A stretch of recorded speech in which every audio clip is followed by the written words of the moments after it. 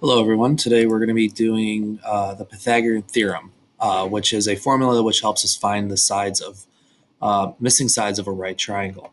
So first, we need to know what those sides are called. So we're talking about a triangle with a 90-degree angle.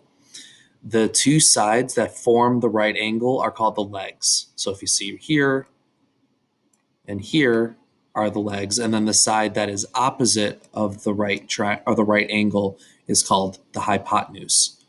The legs, we give the letters A and B, and the hypotenuse gets the letter C.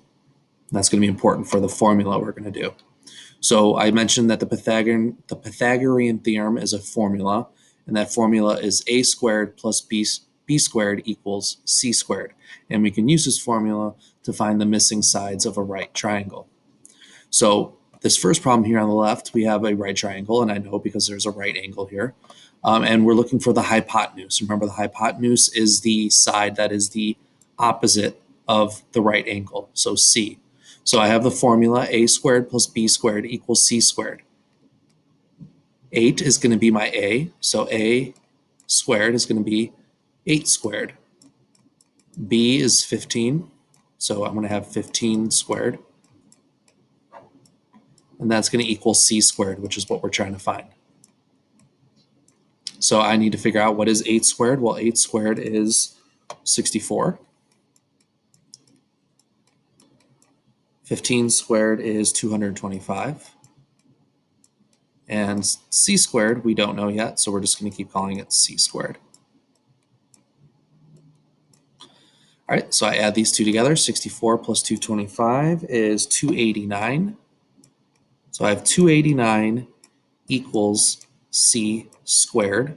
And I want to get rid of that 2 exponent. I do that by radicaling both sides, getting the square root of both sides. So I get c equals the square root of 289 is 17. All right, so that's how we find the hypotenuse. We could also use the formula to find one of the legs. So for this one, my a is 16, so I'm going to have 16 to the second power. Notice that my b is what's missing this time, so I'm going to leave that as b squared. And then my c, my hypotenuse, is 34. So that's going to be 34 squared. All right, when I simplify those, 16 squared is 256. B squared, we're just going to keep calling it b squared for now. And then 34 squared is 1,156. Okay, I could subtract 256 on both sides because our goal is to get the b squared by itself.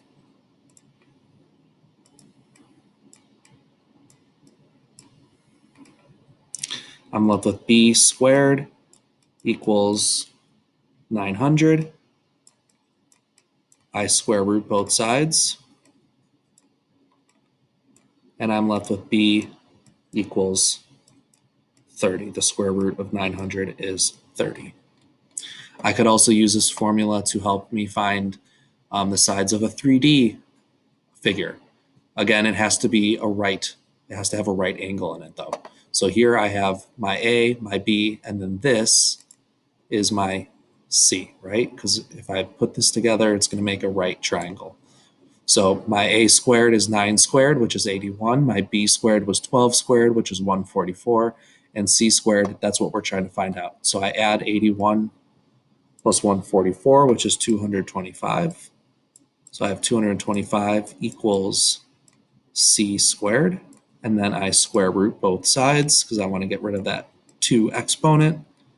And I'm left with c equals the square root of 225 is 15. All right, we will do some more problems together in class. Make sure you have these notes ready for the beginning of class, and I will see you then. Thanks, guys.